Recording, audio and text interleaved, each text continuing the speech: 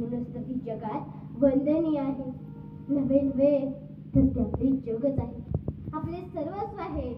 आणि अशा महान माऊलीला मी मनापासून त्रिवार वंदन करते. शास्त्रज्ञ असं सांगतात की माणूस जन्माला आल्यापासून ते त्याचा मृत्यू होईपर्यंत तो त्याच्या जीवनात अनेकदा यश मिळवतो, अनेकदा सुखाचे प्रसंग त्याच्या जीवनात येतात.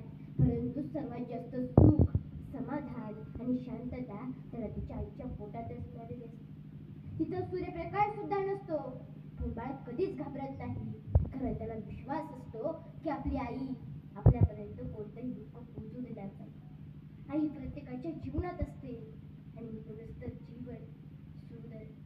परंतु ज्यांना आई नाही त्यांच्याकडे बघा, त्यांना कसं वाटतंय, त्यांच्या मनाला किती खंत आहे, त्यांचं जीवन किती अपुरं आहे, किती अधूर आहे हे तुम्हाला समजलं पाहिजे, हे तुम्ही समजावून घेतलं पाहिजे.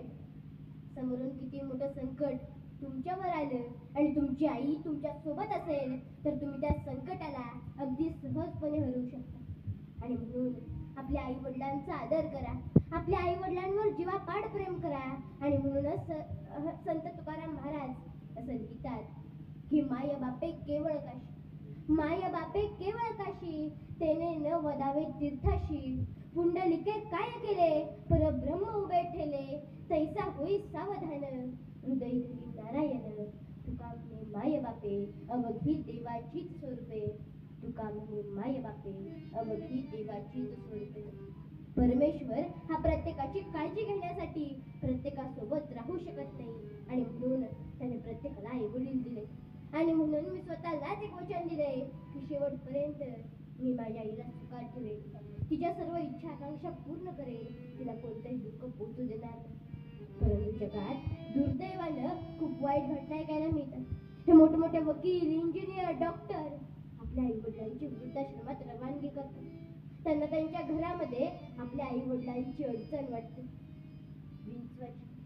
विंचवाची मादी ज्यावेळेस पिल्लांना जन्म देते त्यावेळेस निसर्गाने तिला अशी कोणतीही यंत्रणा दिली नाही की ती तिच्या पिल्लांची भूक भागवेल.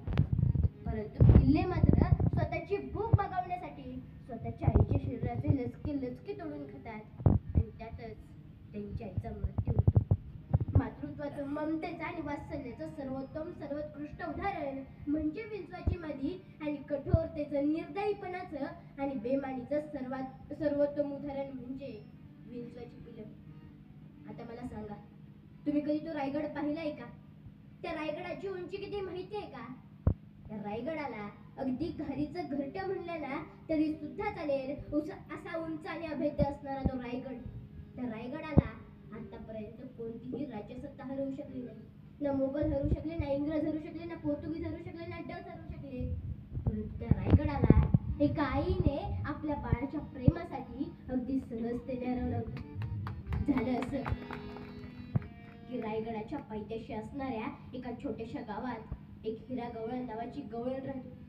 ती गवळण रोज दही, दूध, ताक, लोणी जे काही असेल ते विकायला आणायची आणि गडाचे दरवाजे बंद व्हायच्या अगोदर निघून जायची. पण एक दिवस असा उजाडला की हिरा गवळणीला झाला उशीर. ती धावत पळत त्या गडाच्या दरवाजापाशी आली आणि पाहते तर काय, गडाचे दरवाजे बंद झाले होते. हिरा गवळण हताश झाली, निराश झाली, पण तिने आपलं धैर्य सोडलं नाही, तिने आपलं धाडस सोडलं नाही. ती खाली उतरायचे मार्ग शोधू लागली. त्यावेळेस तिला एक बुरुज दिसला. तिने त्या बुरुजावरून खाली उतरायचं ठरवलं आणि त्या हळूहळू करत त्या बुरुजावरून खाली उतरू लागली. हातापायाला काटे टोचले, रक्तबंबाळ झाली, पण तिनं कशाचाही विचार केला नाही, कारण का तिच्या समोर फक्त तिचं बाळ दिसत होतं. आणि ती शेवटी खाली उतरण्यात यशस्वी झाली आणि घरी जाऊन आपल्या बाळाला जवळ घेऊन त्याचे मुके घेऊ लागली आणि ढसा रडू लागली. आता मला सांगा, तुम्ही जाल ना त्या रायगडावर? तुम्ही जावा त्या रायगडावर, आपल्या आईला घट्ट मिठी मारा आणि सांगा तिला की मी तुझी शेवटपर्यंत काळजी घेईन, तुझ्या सर्व इच्छा आकांक्षा पूर्ण करेन. सांगा तिला आणि तिलाही खूप आनंद होईल. धन्यवाद. आणि आईला मी माझ्या मनापासून त्रिवार वंदन करते, एवढाच आशावाद. धन्यवाद.